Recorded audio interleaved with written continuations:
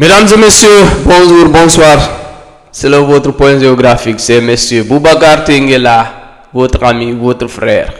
Aujourd'hui, nous allons faire l'honneur à la philosophie. Vous savez que moi, je suis un philosophe de formation. Donc, j'ai eu ma licence en philosophie à l'université de Conakry. Les personnes qui parlent parfois peuvent, c'est-à-dire susciter ou bien peuvent parfois donner des interrogations sur une situation donnée. Donc aujourd'hui, nous allons leur rendre hommage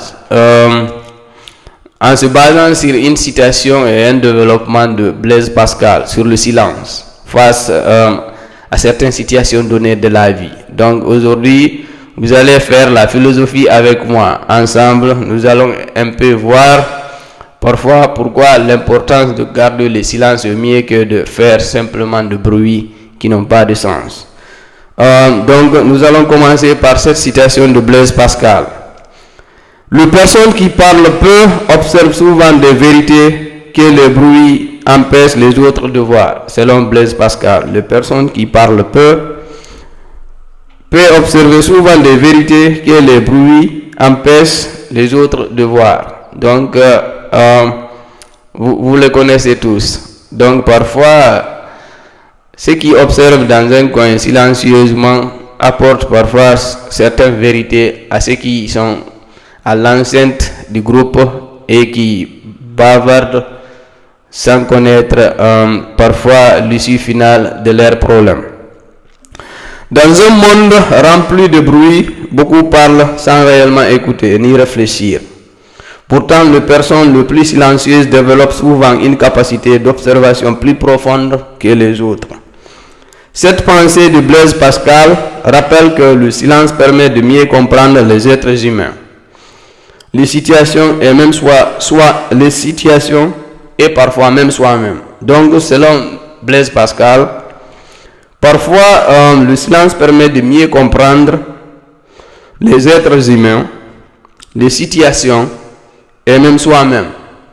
Quand l'esprit cesse de courir derrière les distractions, il commence à remarquer des détails invisibles au regard pressé.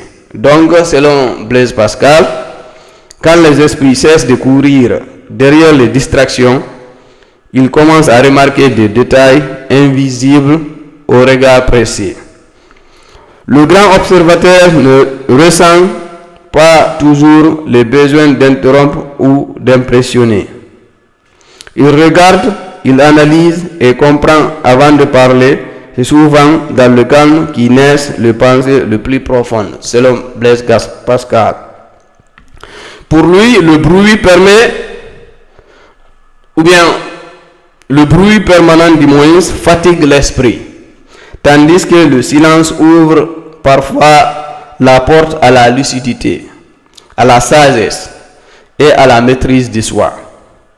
Au fond, certaines personnes paraissent discrètes aux yeux du monde, alors qu'elles sont simplement en train de voir ce que les autres ne prennent jamais le temps de remarquer.